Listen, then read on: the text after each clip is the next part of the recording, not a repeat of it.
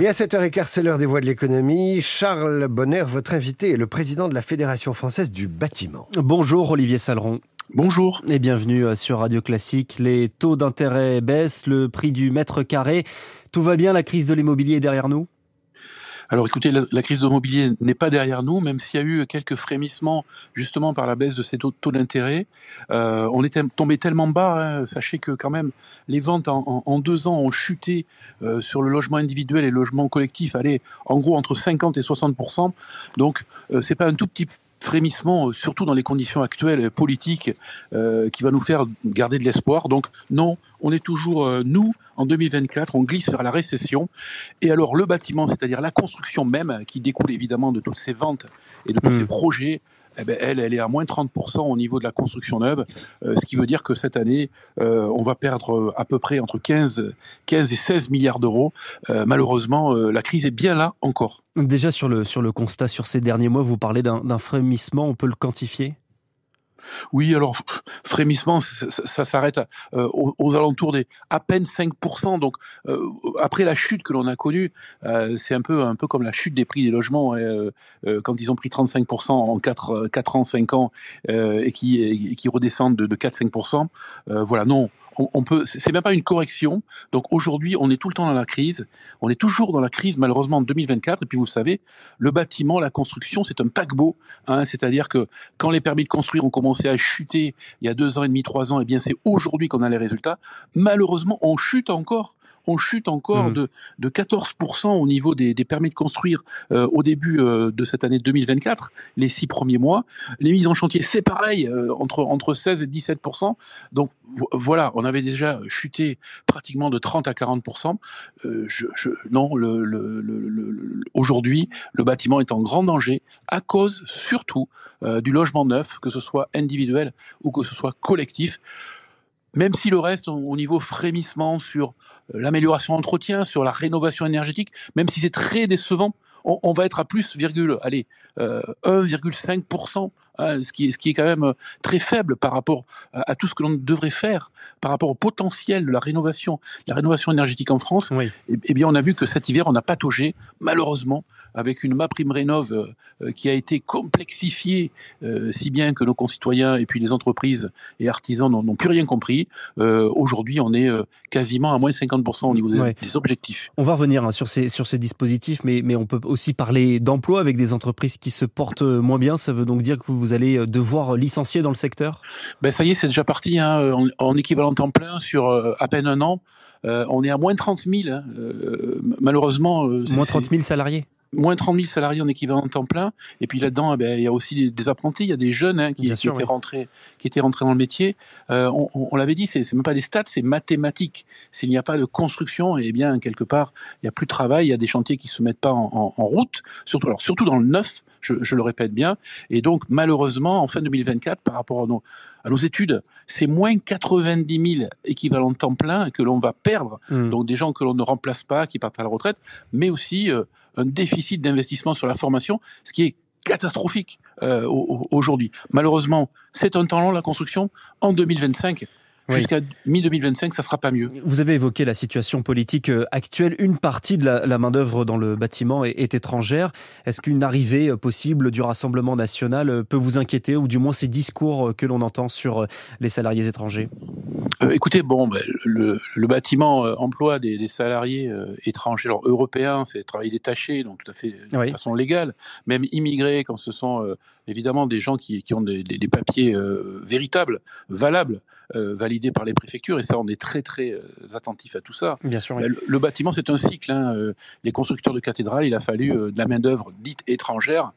Aujourd'hui, et ce qui est dommage, on était en pleine croissance au niveau de la construction environnementale. On a eu des normes, on les a appliquées, on les a quasiment digérées aujourd'hui.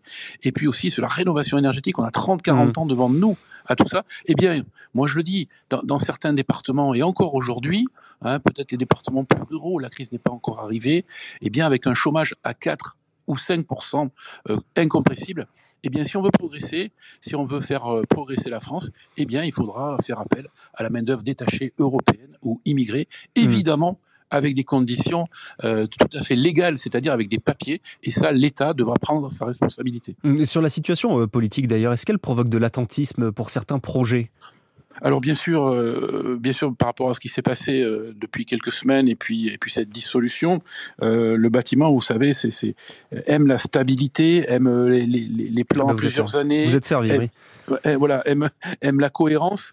Donc c'est pour ça qu'on a réagi dès le lendemain de l'annonce, hein, avec 10 mesures essentielles que nous proposons donc dans le bâtiment. Évidemment, c'est les mesures que l'on travaille depuis quelques mois, quelques années aussi, parce que évidemment, tout ce qui est instable, même si le bâtiment a toujours été agile, eh bien c'est pas bon pour les affaires, on le sait.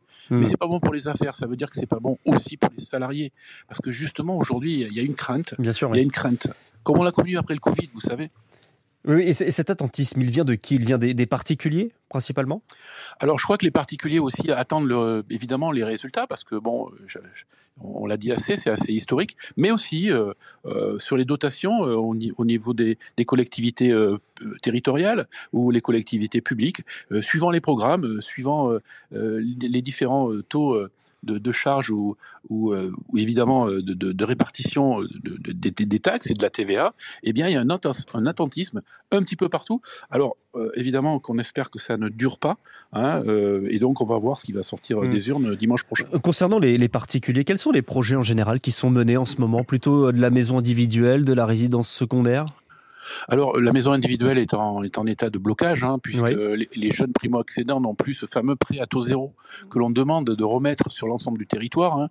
On a stigmatisé cette construction individuelle, alors qu'on peut faire des petites maisons individuelles qui satisfassent évidemment nos jeunes ménages, mais aussi sur l'investissement, vous savez, dit Pinel, l'investissement locatif privé, qui va s'arrêter j'allais dire, de sa belle mort en fin d'année, et aujourd'hui, il n'y a pas d'alternative.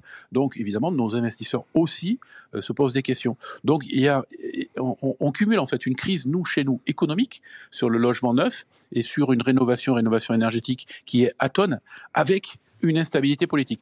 Donc, bon, je le dis souvent dans le bâtiment, et moi en particulier, on est des optimistes, réalistes et combatifs.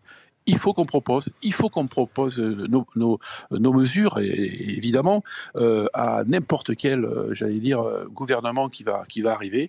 Nos boîtes ne vont pas fermer, hein, donc il va falloir continuer aussi à employer, et au niveau social, tous nos salariés, parce qu'ils sont vraiment en forte attente au niveau de nos entreprises. Vous avez cité le dispositif Pinel, vous avez cité MaPrimeRénov', vous n'avez pas cité encore peut-être le DPE qui était souplé pour les logements de moins de 40 mètres carrés depuis hier. Ça, c'est une bouffée d'air bienvenue.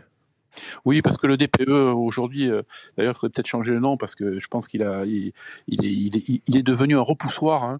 On a su très bien, c'est 3 personnes qui passent, 3 DPE différents. Donc aujourd'hui, il faut clarifier tout ça.